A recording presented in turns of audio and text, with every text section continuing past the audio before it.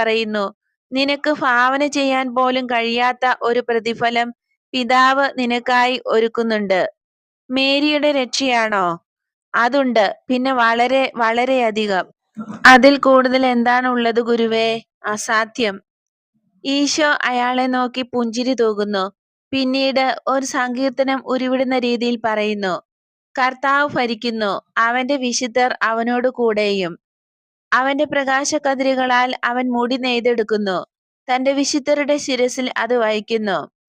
ദൈവതൃക്കണ്ണുകളിലും സകല ലോകത്തിന്റെയും മുമ്പാകെയും അവർ പ്രകാശിക്കേണ്ടതിന് തന്നെ. എന്ത് പദാർത്ഥം കൊണ്ടാണ് അത് മെനഞ്ഞിരിക്കുന്നത്? ഏതു തരം കല്ലുകൾ പതിച്ചാണ് അവ അലങ്കരിച്ചിരിക്കുന്നത്? വളയം സ്വർണമാണ്, തനിത്തങ്കമാണ്.